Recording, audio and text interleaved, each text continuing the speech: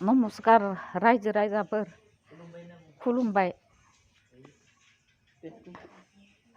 आंनि फिसा हौवा निजे फिसा हौवानो आंनि किडनिखौनो होनो नुमायदो। दा किडनि होनायाव बेसेबां खरसा थांगोन दा? 10 लाख 12 लाख थांगोन आंनि फिसा हौवानो।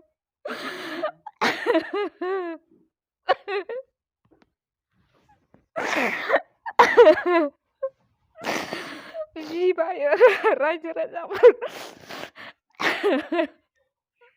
बाय मोजां जि हायो रायजो राजाफोर आंनो बाहायमान फैसानि थाखाय खहायो। दे बुंबाय था। आंनि जायनि गाननाय खना बाना सेन्टा फानबाय इबो थोआ, हाबो फानबाय इबो थोआ। जि जायो आं निजेनि किडनिखौनो आं निजे फिसा हौवानो आं होनोसै। रायजो राजाफोर नोंसोरो जि बायो खहायो। बेनिफ्राय माब्ला माबागोन? 5 तारिख जयेन जागोन आंनि फिसा हौवाया। आं आरो 4 तारिखै जयेन जागोन। रायजो राजाफोर आंखो मोनबानो गैला आंहा न'खराव। हा हु बन्दक थालांबाय। जि हाया बाय बांला रानना मोनदो फिसा हौवाया फाननांबाय। दा आरो गथ' खानै दोङो, फिसौजो खासि फिसौला खासि मा खालामनो।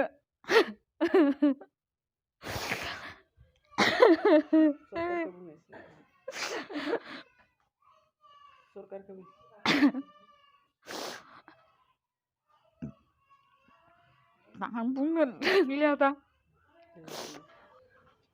खुलुमबाय। आंनि मुङा नरमेन दैमारि। आं दा 2019 मायथाइनिफ्रायनो किडनिनि बेराम जानानै दोङो। दिनैयावलागै सिकित्सा खालामबाय थादो नारायना सुपार स्पेसियेलिटि हस्पिटालाव। माने दा डायलिसिस खालामबाय थायो सप्तायाव खननैयै। बेबायदि गोबां खालामबोबाय, माने दिनैयावलागै 12 लाख थांबाय। दा किडनिखौ ट्रान्सप्लान्ट खालामनो थाखाय गोबां रां नांगौ जानानै फैदो। बेनि थाखाय नोंथांमोननियाव आङो अनसुंथाइ बिहरनाय जाबाय। माने अननानै आंनि बे बेरामनि थाखाय ट्रिटमेन्टनि थाखाय रां एसे डनेसन हरनायबा मोजां मोनगौमोन। दा आङो दा गोदान सरकारनिफ्रायबो दा बेखौनो बुंनो लुगैयोदि माने आंनि बे बेमारखौ माने डनेसन होनाय मोनबा एसे गोजोननाय मोनगौमोन। आरो जोंनि आसाम सरकारनि आयेन आफादनि बिस्वजित दैमारि सारखौबो खावलायनो लुगैयोदि आंनि बे किडनि ट्रान्सप्लान्ट खालामनायनि खामानिखौ जाफुंहोगोन होननानै आं मिजिंथिबाय। खुलुमबाय। दा सप्तायाव आङो दा खननैयै डायलिसिस खालामनो गोनां जायो नारायना हस्पिटालाव। गोदोथ' सानभेलियाव एडमिट जादोंमोन आङो 2019 मायथाइयावनो।